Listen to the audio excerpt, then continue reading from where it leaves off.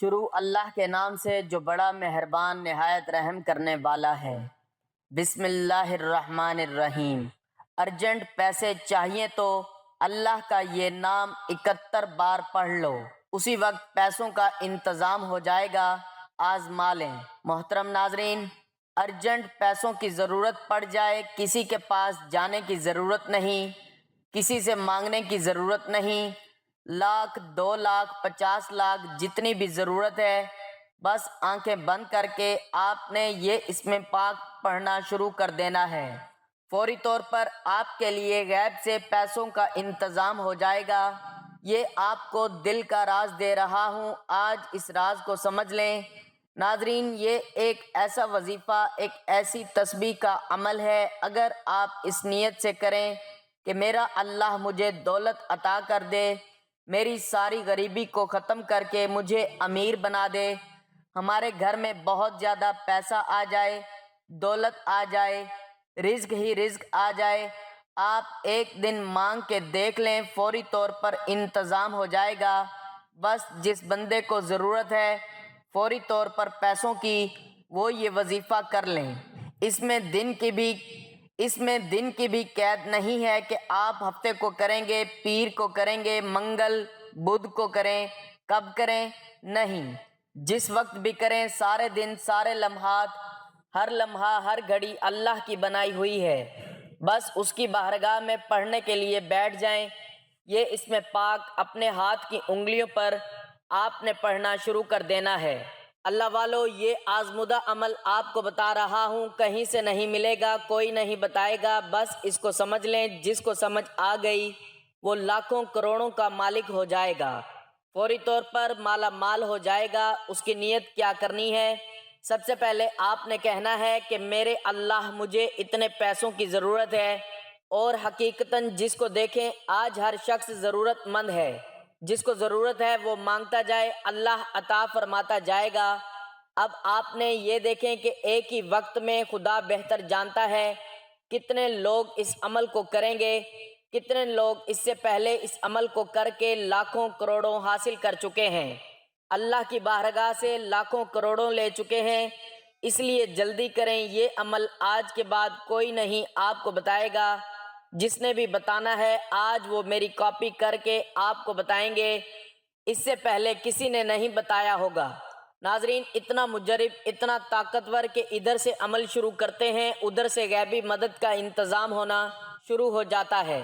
آپ نے اللہ کی بارگاہ میں عرض کرنی ہے، اگر لاکھوں کروڑوں کا بھی مالک بننا چاہتے ہو تو میرا رب بنا دے گا، اس لیے یہ وظیفہ کرنا، انشاءاللہ پروردگار آپ کی ضرور مدد فرمائے گا۔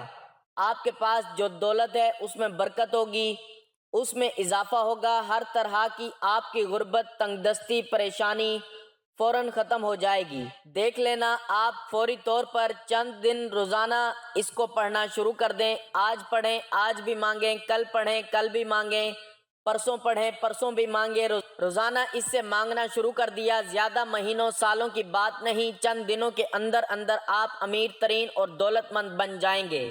یہ بات میں نہیں کہہ رہا، یہ اللہ والوں نے بتایا ہے، جس طریقے سے انہوں نے یہ وظیفہ بتایا اسی طریقے سے آگے آپ تک پہنچا رہا ہوں۔ یہ اللہ تعالیٰ کے اسماء مبارکہ ہیں جو رزق اور دولت کے لیے بادشاہوں کا وظیفہ ہے۔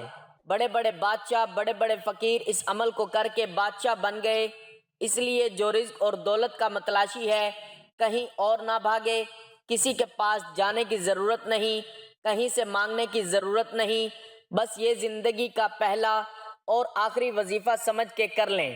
جو لوگ یہ شکوے روز کرتے ہیں ہم بڑے بڑے وظائف کر چکے ہیں، کہیں سے فائدہ نہیں ہو رہا، وہ لوگ آج کا یہ عمل کریں، انشاءاللہ ان کو بہت زیادہ فائدہ ہوگا۔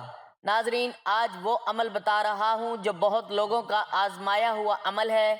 جو لوگ اپنے ہاتھ مٹی کو ہاتھ لگائیں تو سونا بنا دیتے ہیں، آج وہ عمل مٹی کو سونا بنانے والا عمل بتا رہا ہوں، آپ کی زندگی، آپ کی نسلوں کو آباد کرنے والا عمل بتا رہا ہوں۔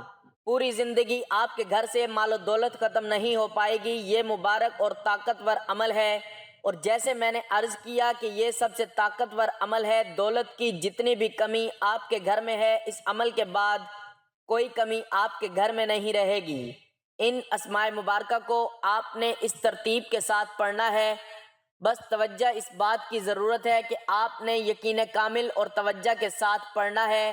اتنی جلدی پیسوں کا انتظام ہو جاتا ہے کہ ہاتھوں میں دولت آ جاتی ہے، اتنا رزق برسے گا، دولت ہمیشہ کے لیے آپ کی عاشق ہو جائے گی۔ آپ کو اب دولت کے پیچھے بھاگنے کی ضرورت نہیں ہے، دولت آپ کا پیچھا کر کے آپ کو تلاش کرے گی۔ اللہ والو، یہ عمل نہ کیا تو ساری زندگی قسمت میں کچھ بھی نہیں سوائے پچھتاوے کے۔ اگر قسمت بدلنا چاہتے ہو، حالات بدلنا چاہتے ہو، فوری طور پر رجوع کر لو اللہ کی جانب، اللہ کی طرف رجوع کر لو، فتح ملے گی، کامیابی ملے گی، مقدر سنورے گا، تقدیر بدلے گی، اور ایسی تقدیر آپ حیران ہوں گے۔ یہ کہانی ہے حضرت موسیٰ علیہ السلام کی نبوت سے سرفراز کیے جانے سے پہلے کی۔ آپ علیہ السلام جوان، طاقتور اور توانا تھے۔ آپ علیہ السلام کوئی شہزادے نہیں تھے بلکہ غلام قوم کے ایک فرد تھے، لیکن آپ علیہ السلام کی پرورش بادشاہ کے محل میں شہزادوں کی طرح عیش و عشرت میں ہوئی تھی۔ آپ کسی پر ظلم ہوتا نہیں دیکھ سکتے تھے اور ہمیشہ مظلوموں کی مدد کیا کرتے تھے۔ ایک دن اپنی قوم کے ایک فرد کی مدد کرتے ہوئے آپ علیہ السلام سے نادانستہ دشمن قوم کے ایک شخص کا قتل ہو جاتا ہے، جس پر آپ پشیمان ہوتے ہیں اور سمجھ جاتے ہیں کہ یہ شیطانی کام ہے جو آپ سے انجانے میں سرزد ہو گیا۔ بے شک وہ شیطان صریح بہکانے والا دشمن ہے۔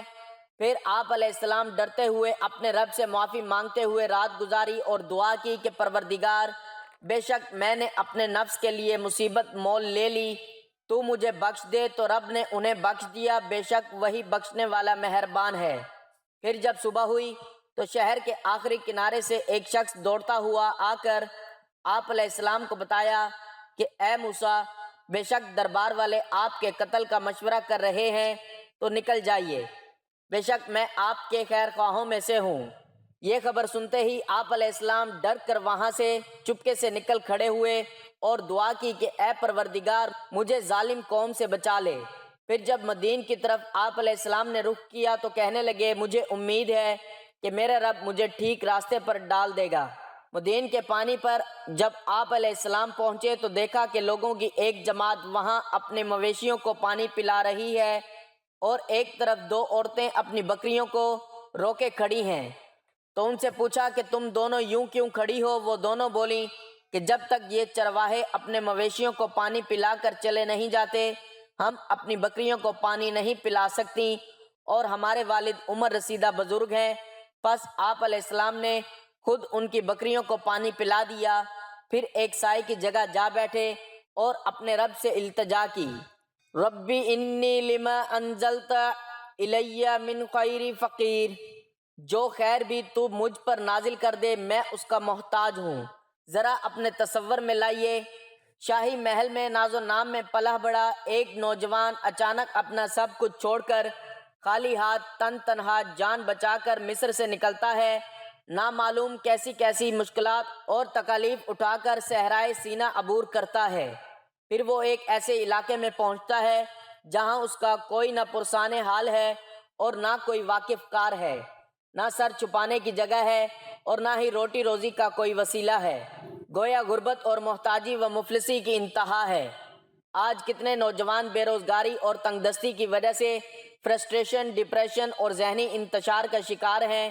کتنے ایسے نوجوان ہیں جنہیں اچھی تعلیم حاصل کرنے کے باوجود ملازمت نہیں مل رہی، اگر کچھ کو مل بھی جاتی ہے تو تنخواہ اتنی کم ہوتی ہے ان کا اپنا گزارا بھی مشکل سے ہوتا ہے، بجائے کہ وہ اپنی شادی کرنے اور گھر بسانے کی سوچیں۔ اس لیے آج بہت سے نوجوان وقت پر شادی نہیں کر پاتے اور نوجوانوں کی دین سے دوری انہیں کبیرہ گناہوں میں ملوث کر رہی ہے۔ تو نوجوانوں کو بتانا چاہتا ہوں کہ حالات کتنے ہی پریشان کن کیوں نہ ہوں، گناہوں کی طرف قدم نہ بڑھائیں بلکہ دینداروں کی صحبت اختیار کریں، دین کی صحیح علم حاصل کریں اور اللہ پر توکل کریں۔ دیکھیے حضرت موسیٰ علیہ السلام نے ہر موقع پر اللہ سے رجوع کیا، نادانستہ قتل کر دیا، اللہ سے معافی مانگی، مصر سے جان بچا کر نکلتے وقت دعا کی، اے پروردگار مجھے ظالم قوم سے بچا لے۔ مدین کی طرف رخ کیا، راستہ نامعلوم ہے، کوئی سنگی ساتھی بھی نہیں ہے، تو فرمایا مجھے امید ہے کہ میرا رب مجھے ٹھیک راستے پر ڈال دے گا۔ اور پھر کئی دنوں کا تھکا دینے والا سفر طے کر کے جب مدین پہنچتے ہیں تو اپنی تھکاوٹ کے باوجود خدمت خلق سر انجام دیتے ہیں، کمزور کی مدد کرنے پر کمر بستہ ہوتے ہیں اور دونوں عورتوں کی بکریوں کو بغیر کسی معاوضے کے پانی پلا دیتے ہیں۔ پھر سائے میں جا کر آپ علیہ السلام اپنی زندگی کی سب سے بابرکت دعا مانگتے ہیں، ربی انی لما انزلت الی من خیر فقیر، پروردگار جو خیر بھی تو مجھ پر نازل کر دے میں اس کا محتاج ہوں۔ سوچئے حضرت موسیٰ علیہ السلام جیسا معاملہ اگر ہمارے ساتھ پیش آتا تو ہم کتنے فرسٹریشن، ڈپریشن اور ذہنی انتشار کا شکار ہوتے، ہماری کیفیت کیا ہوتی اور ہم کیا کرتے۔ اگر ایسے میں ہم اپنے رب سے کیا مانگتے، ہم کیا دعا کرتے۔ ہم سب خوب جانتے ہیں کہ ہم کیا مانگتے، ہم اللہ سے روزی روٹی مانگتے اور سر چھپانے کی جگہ مانگتے، لیکن حضرت موسیٰ علیہ السلام نہ ہی فرسٹریٹ ہوئے، نہ ہی ڈپریشن یا ذہنی انتشار کا شکار ہوئے، نہ ہماری طرح اپنے رب سے روزی روٹی کا سوال کیا اور نہ ہی سر چھپانے کے لیے کوئی جائے پناہ مانگا، لیکن ایک ایسی جامع دعا کی جس میں سب کچھ اپنے رب پر چھوڑ دیا۔ فرمایا، ربی انی لما انزلت الی من خیر فقیر، پروردگار جو خیر بھی تو مجھ پر نازل کر دے میں اس کا محتاج ہوں۔ اس دعا میں یہ بتایا گیا ہے کہ خیر و بھلائی آسمان سے نازل ہوتی ہے، اگرچہ ہم اسے سامنے سے آتا دیکھتے ہیں۔ ہم بندے اپنی اوقات کے مطابق ہی مانگ سکتے ہیں، لیکن یہ معاملہ جب رب پر چھوڑ دیا جاتا ہے تو وہ اپنی شان کے مطابق عطا فرماتا ہے۔ حضرت موسیٰ علیہ السلام کے ساتھ بھی ایسا ہی ہوا۔ آپ علیہ السلام نے اپنی کوئی خواہش ظاہر نہیں کی بلکہ سب کچھ اپنے رب پر چھوڑ دیا، تو اللہ تعالیٰ نے بھی اپنی شان کے مطابق آپ علیہ السلام کو وہ کچھ عطا فرما دیا جس کا کوئی انسان دیار غیر میں تصور بھی نہیں کر سکتا تھا۔ حضرت موسیٰ علیہ السلام کی یہ دعا اتنی بابرکت ثابت ہوئی کہ ایک تہی 10 مسافر جنہیں اس شہر میں کوئی جاننے والا بھی نہیں تھا، وہاں انہیں فوراً ہی سب کچھ مل گیا، مثلاً ملازمت، سر چھپانے کی بہترین جگہ، دیندار خاندان، نیک بیوی اور روحانیت کی تکمیل کے لیے ایک جلیل القدر ہستی کی صحبت، اور بعد میں اسی دعا کی برکت سے آپ علیہ السلام نبوت سے بھی نوازے گئے۔ یہ ہوتی ہے برکت جو اللہ تعالیٰ پر توکل کرنے سے ملتی ہے۔ نیز توکل کرنے والوں کے بارے میں فرمان الہی ہے اور اسے ایسی جگہ سے رزق عطا فرماتا ہے جہاں سے اس کا گمان بھی نہیں ہوتا، اور جو شخص اللہ پر توکل کرتا ہے تو وہ اللہ اسے کافی ہے۔ بے شک اللہ اپنا کام پورا کر لینے والا ہے، بے شک اللہ نے ہر شے کے لیے اندازہ مقرر فرما رکھا ہے۔ حضرت موسیٰ علیہ السلام نے اللہ پر توکل کیا تو اللہ تعالیٰ نے بھی انہیں ایسی جگہ سے وہ سب کچھ دیا جس کا گمان انسانی ذہن کسی طرح کر ہی نہیں سکتا۔ آج بھی جو شخص اللہ پر توکل اور بھروسہ کرے گا تو اللہ اس کی ہر جائز کام کے لیے کافی ہوگا۔ ناظرین، آپ کی ہر پریشانی کا حل دین میں ہے، دین سیکھنے، سمجھنے اور اس پر عمل کرنے میں ہے، اللہ اور اس کے رسول صلی اللہ علیہ وآلہ وسلم کی سچی اطاعت و فرما برداری کرنے میں ہے، اللہ کا ہو جانے میں اور اللہ پر توکل کرنے میں ہے۔ آج بھی وہی رب ہے جس نے حضرت موسیٰ علیہ السلام کو دیار غیر میں ملازمت، مکان، خاندان، نیک بیوی اور بزرگ ہستی کی صحبت عطا فرمایا تھا، وہ آج بھی آپ کو یہ سب دینے پر قادر ہے۔ بس ہمیں مانگنا آنا چاہیے، اللہ پر توکل کرنا آنا چاہیے۔ حضرت موسیٰ علیہ السلام کی اس دعا کو اللہ تعالیٰ اپنی کتاب میں اس لیے جگہ دیا ہے کہ قیامت تک آنے والے مومن بندے اللہ سے مانگنے کا طریقہ و سلیقہ سیکھ لیں۔ جو نوجوان پریشان ہیں وہ اس دعا کو چلتے پھرتے، اٹھتے بیٹھتے اپنی زبان پر جاری رکھیں تو اللہ تعالیٰ آپ کو بھی ملازمت، نیک بیوی، مکان و خاندان سب کچھ عطا فرما دے گا، اور اللہ تعالیٰ کی مہربانی سے آپ کی زندگی میں بھی برکت آئے گی، آپ کی زندگی بابرکت بن جائے گی۔ اب دیکھیے اس عمل کے میں چند ایک فوائد بتاؤں گا۔ اب عمل شروع ہو رہا ہے، آپ اپنی پوری توجہ میری طرف رکھیں اور انشاءاللہ اس سے روحانیت خوب بڑھ جاتی ہے۔ اس کی برکت کتنی ملتی ہے؟ سب سے پہلے آپ نے کون سی تسبیح 71 بار پڑھنی ہے؟ ہر تسبیح آپ نے 71 بار پڑھنی ہے۔ اس کو بڑی مرتبہ آزمایا گیا، ہزاروں لوگوں کا آزمودہ عمل، اس سے بھی کئی گنا زیادہ لوگ اس کو پڑھنے والے ہیں۔ دنیا میں لاکھوں لوگ ہیں جو اس عمل سے مستفید ہو رہے ہیں، اور آپ محروم کیوں ہیں؟ اب سنیے گا ذرا، اس کو اس سے فائدے کتنے ہیں۔ سب سے پہلے جو چیز آپ نے پڑھنی ہے وہ میرے آقا علیہ الصلوۃ والسلام پر درود پاک ہے۔ اس سے پہلے آپ نے 11 مرتبہ بسم اللہ الرحمن الرحیم کو پڑھنا ہے، ایک مرتبہ تعوذ یعنی اعوذ باللہ من الشیطان الرجیم اور بسم اللہ الرحمن الرحیم آپ نے یوں پڑھنا ہے، اور اس کے بعد آپ نے بسم اللہ الرحمن الرحیم بسم اللہ الرحمن الرحیم۔ اب اسی بسم اللہ کے اندر اس کے کلمات دیکھیے گا۔ بسم اللہ کے اندر 3 اللہ کے اسم مبارک ہیں، 3 اللہ کے اسم مبارک ہیں، اللہ، رحمان اور رحیم، 3 اسم اعظم ہیں۔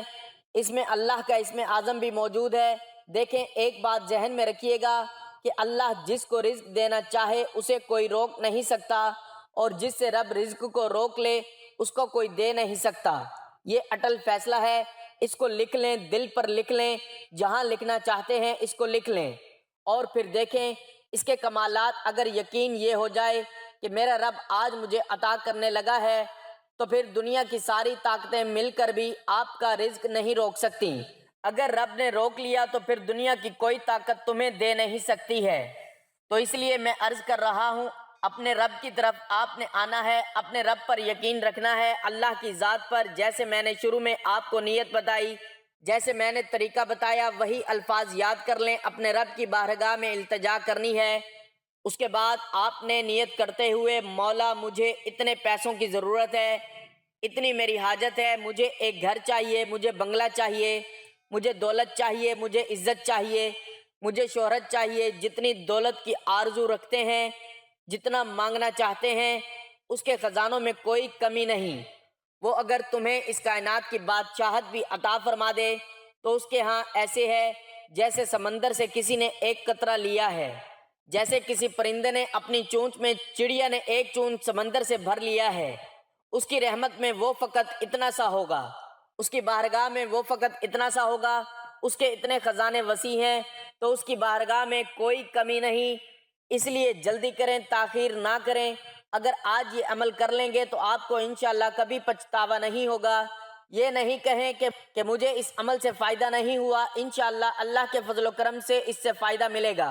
اس کی برکت سے گناہوں کی عادت بھی چھوٹ جاتی ہے، اللہ تعالیٰ گناہ معاف فرما دیں گے اس عمل کی برکت سے انشاءاللہ تعالیٰ۔ حضور علیہ الصلاۃ والسلام کی جلوہ گری بھی نصیب ہو جاتی ہے۔ اس کی برکت سے اللہ تمام بیماریوں، پریشانیوں، حادثوں سے بھی حفاظت فرما دیتا ہے۔ اس کی برکت سے اللہ رزق بے پناہ عطا فرماتا ہے، یہاں تک کہ اس گھر میں اللہ تعالیٰ رزق کے دروازوں کو کھول دیتا ہے، اس گھر والوں کے لیے اللہ رزق کے دروازوں کو کشادہ کر دیتا ہے، کھول دیتا ہے۔ اب آپ نے بسم اللہ الرحمن الرحیم پڑھی، جیسے میں نے عرض کیا، باوضو کسی بھی لمحے، کسی بھی وقت صرف آپ نے دھیان یہ رکھنا ہے کہ زوال کا وقت نہ ہو، اور جو چیز آنکھیں بند کر کے پڑھنی ہے وہ بھی میں آپ کو بتا دوں گا۔ ابھی آپ نے آنکھیں بند نہیں کرنی، ابھی آپ نے ویسے ہی اس عمل کو کرنا ہے، کیونکہ آنکھیں بند کرتے ہی جب کھولیں گے انشاءاللہ بہاریں آپ کے سامنے ہوں گی، غم مٹ چکے ہوں گے، ایک نئی روشنی نظر آئے گی، ایک نیا جہان نظر آئے گا، ایک ایسا رنگ نظر آئے گا کہ آپ خود بھی حیران ہوں گے۔ محترم ناظرین، روحانیت کے لیے لوگ بڑے بڑے جتن کرتے ہیں، بہت کچھ کرتے ہیں، بڑے بڑے ورد وظائف کرتے ہیں، لیکن کاش کوئی شخص آپ کو یہ بتا دیتا اور آپ اس عمل کو کر لیتے، دن ہو یا رات ہو، بس اس کے بہت بڑے فائدے جو میں نے آپ کو بتائے ہیں یہ آپ کو فوری طور پر ملیں گے۔ اب کرنا کیا ہے ذرا سنیے گا۔ اب جب بسم اللہ الرحمن الرحیم پڑھ لی، اور بسم اللہ کوئی عام نہیں ہے، جس کام کی ابتدا بسم اللہ سے کی جاتی ہے وہ کبھی ادھورا نہیں رہتا، ہمیشہ پائے تکمیل تک پہنچتا ہے۔ جو لوگ کہتے ہیں ہم کوئی بھی کام شروع کرتے ہیں ادھورا رہ جاتا ہے، مکمل نہیں ہوتا، پایہ تکمیل تک نہیں پہنچتے، کامیاب نہیں ہوتے، بس بسم اللہ سے شروع کر لیں، بسم اللہ سے ابتدا کر لیں، انشاءاللہ سارا جہاں آپ کا ہوگا، کامیابی آپ کی ہوگی، مقدر آپ کا چمکے گا، قسمت آپ کی چمکے گی، نصیب آپ کا چمکے گا۔ اس لیے ناظرین، نہایت مجرب عمل، سب سے طاقتور عمل آج آپ لوگ کر لیں، آپ بڑے خوش نصیب ہیں، یقین جانیں انتہا درجے کے آپ خوش نصیب ہیں، اس لیے کہ بسم اللہ الرحمن الرحیم جب پڑھ لی جائے تو شیطان عمل میں دخل نہیں دیتا۔ جو شخص کسی سواری پر سوار ہوتے بسم اللہ اور الحمدللہ پڑھ لے، اس جانور کے ہر قدم پر اس کے سوار کے حق میں ایک نیکی لکھی جائے گی۔ جو کشتی میں سوار ہوتے وقت بسم اللہ اور الحمدللہ پڑھ لے، جب تک اس میں سوار رہے گا اس کے واسطے نیکیاں لکھی جاتی رہیں گی۔ جو بیمار بسم اللہ کہہ کر دوا کا استعمال کر لے، انشاءاللہ اس کو شفا مل جاتی ہے۔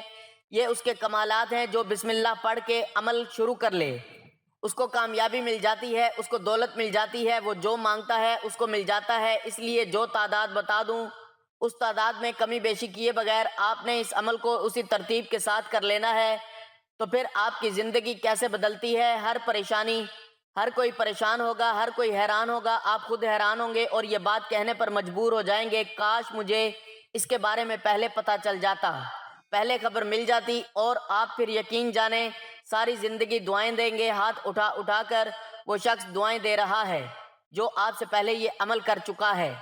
آپ نے کرنا کیا ہے، بسم اللہ الرحمن الرحیم کو پڑھ لیا جیسے میں نے بتایا۔ پڑھنے کے بعد اب درود پاک پڑھنا ہے۔